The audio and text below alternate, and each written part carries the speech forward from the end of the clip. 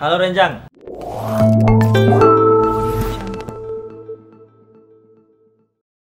Oke, balik lagi bareng aku Nizar. Nah, di video kali ini aku bareng sama temen aku, Bening. Halo. Si Bening ada channel YouTube juga tentang otomotif ya, review-review mobil. Jadi buat yang suka nonton review mobil bisa cek juga channelnya Samudra Hakim. Iya. Jadi hari ini kita nge-review apa nih?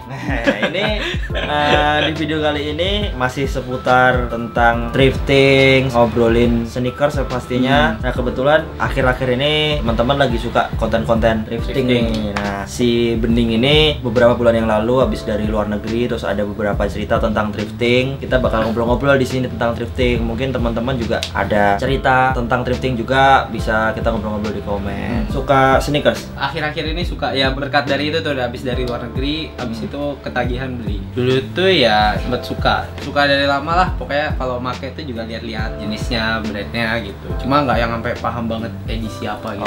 Oke. Beberapa hari yang lalu nih kita sempat ngobrol-ngobrol. Si Bening habis dari luar negeri, terus dapetin sepatu itu gitu-gitu, terus ternyata di tempat drifting. Nah, gimana sih itu ceritanya? Jadi waktu itu ya pokoknya sebelum corona ya, itu sebelum Februari berangkat ke Thailand tuh. Nah, emang Thailand kan dikenalnya sama orang-orang tuh fashion, inilah pokoknya kalau belanja fashion di sana pusatnya dan murah-murah. Cuma nggak nyangka kalau ternyata di sana ada pasar yang emang di dalamnya jual ini kayak barang-barang bekas gitu juga, termasuk fashion dan gitu-gitu ya. Itu juga nggak sengaja sih, kayak nemu lorong yang emang jualan sepatu bekas gitu loh.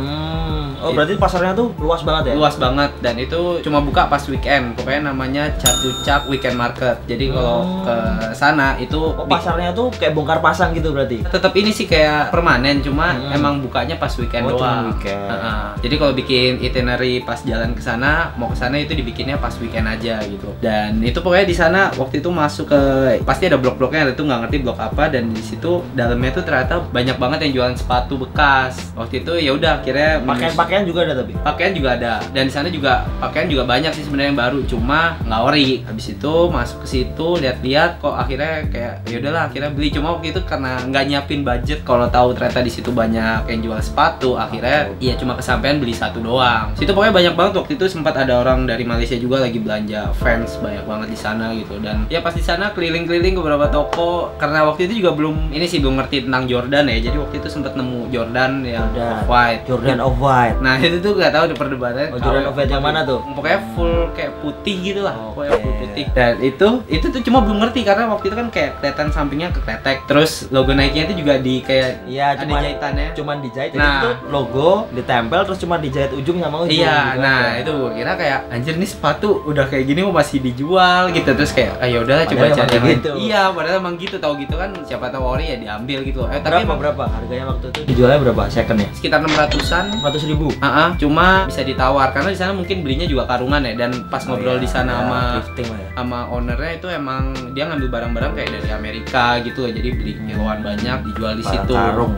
Fans itu sih yang paling banyak kemarin di sana juga kayak seri-serinya. Kalau pinter-pinter milih mungkin dapat yang special edition ya tuh. Kalau fans berapaan di sana? Bekas-bekas gitu. Paling sekitar 300-400 lah udah bisa dapet, atau mungkin malah 200. Pokoknya pinter-pinter nawar aja deh, kayak sisa duitnya tinggal segini gitu lah pokoknya. Nah kemarin akhirnya menjatuhkan pilihan tuh di Air Force One karena emang belum pernah punya sih sepatu yang full putihan, dan itu kayak wah keren banget nih.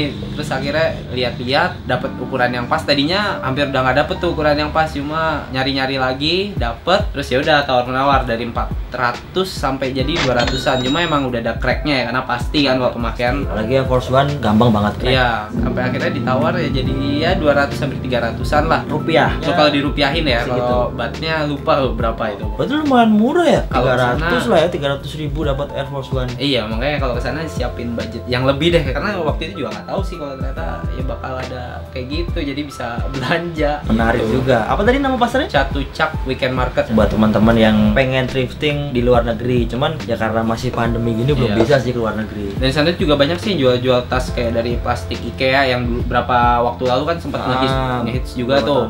Itu banyak banget dibikin kayak waist bag, terus tas ya biasa-biasa gitulah. Kayak fashion misalkan kemeja pantai atau kemeja apa itu juga di sana banyak dan murah-murah walaupun baru ya. Ornamen-ornamen khas Thailand ya. Iya, kayak gambar Kayak ada gajahnya gitu-gitu sebenarnya bagus-bagus sih, kayak mungkin kayak kemeja-kemeja gini yang ornamen-ornamen Thailand, gajah-gajah, nggak masalah sih. Walaupun mereknya nggak terkenal, nggak ternama, tapi Yang sekarang kan yang penting bisa nge-mix and match dengan bagus jadi keren, apalagi bisa dapat yang branded dan harganya murah. Pokoknya pinter-pinter milih aja sih kalau ke sana. Belajar juga bisa bedain, oh ini barangnya fake, oh ini barangnya original. Kalau buat yang ngedapetin branded ya, kalau ngejarnya buat looknya keren aja sebenarnya nggak masalah. Berarti di pasar itu ada apa? Sepatu, Pakaian pokoknya full dari kayak kaos, jaket, tas gitu-gitu juga. pernak-pernik apa gitu. Kayak misalnya kalau pasar loak di sini ya, kayak videoku sebelumnya kan, aku ke pasar tuh Iya. ada yang jual peralatan sepeda, ada yang jual radio bekas apa-apa.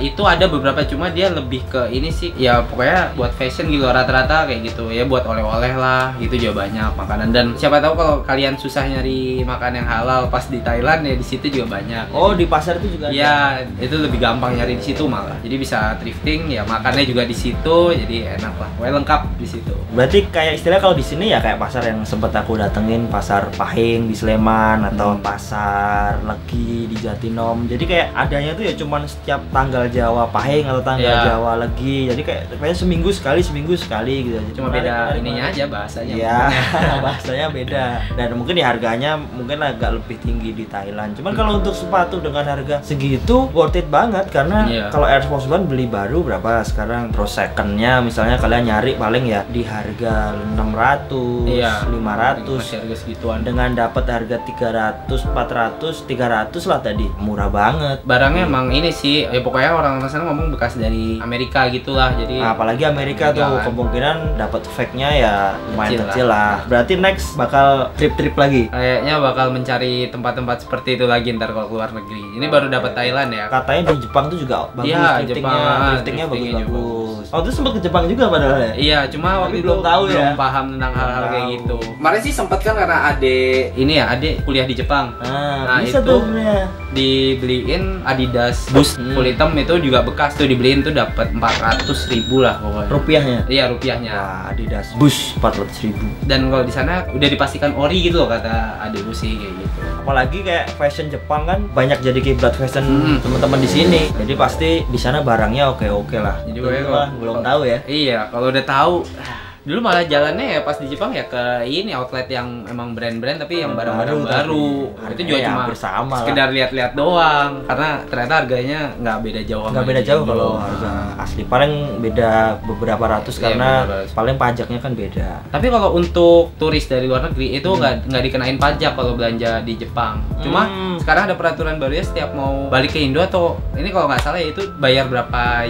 yen gitulah kalau nggak salah. Ke ininya pas di imigrasi, pas di bandaranya pokoknya. Cuma kalau pas belanja itu, kalau kita belanja di atas 600.000 itu kalau nggak salah kita nunjukin paspor nanti dicap di situ. Iya, ntar harganya beda sama yang kena pajak. Itu katanya yang sekarang. Kalau dulu cuma pas di imigrasi yang tek-tekan dari belanja-belanjanya itu dicabutin, kayak disimpan nama mereka gitu loh, buat kayak bukti kalau yang belanja di store itu beneran orang asing gitu loh. Jadi nggak kena pajak, harganya ya segini gitu.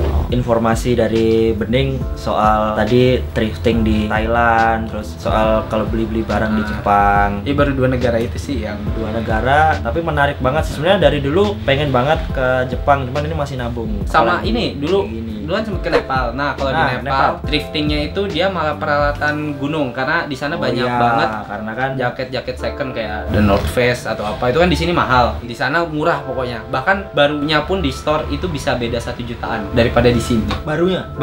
Jadi kalau kayak mau naik gunung kan ya buat destinasi emang naik gunung. Iya, jadi kalau mau naik gunung sana, misalkan belum punya, mending beli di sana daripada di sini ya. The North Face di sini kalau beli baru, kalau di Jogja adanya di Hartono Mall, itu paling ya 4 jutaan lebih jaketnya. Nah di sana itu bisa sekitar 2 juta doang. Itu barunya ya? Barunya. Apalagi secondnya berarti tambah murah lagi pasti. Makanya kadang kalau orang-orang yang kesana dan emang bisnis kayak gitu, biasanya mereka kesana belanja banyak, balik ke Indo dijualin, atau malah minta kontak person orang sana, terus kayak balik ke sini dibisnisin buat ini loh, ngambil barang bekas dari sana di sini dijualin ke yang suka daki-daki gunung di Indonesia kayak gitu.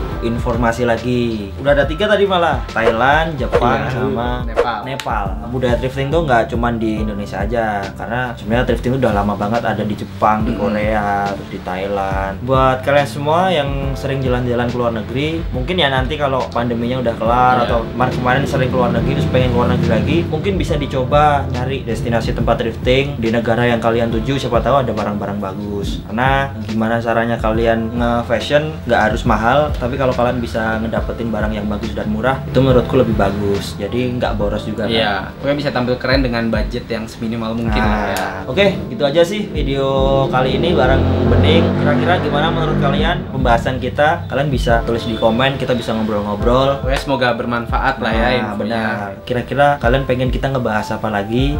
Atau kalian pengen aku ikut ngebahas tentang otomotif? Ya. Mungkin bisa juga kalian tulis di komen. Kita juga ada video ngebahas tentang Aparel otomotif, brand aparel otomotif di channelnya Bening di Samudra Hakim. Jadi nanti kalian bisa cek videonya di channel dia. Sorry kalau banyak salah-salah kata dari kita. Kalau kalian suka video ini, kalian bisa like, dan yang pasti komen kalian pengen aku bikin video apa lagi, dan yang pasti subscribe, nyalain tombol loncengnya. See you di video selanjutnya. Bye.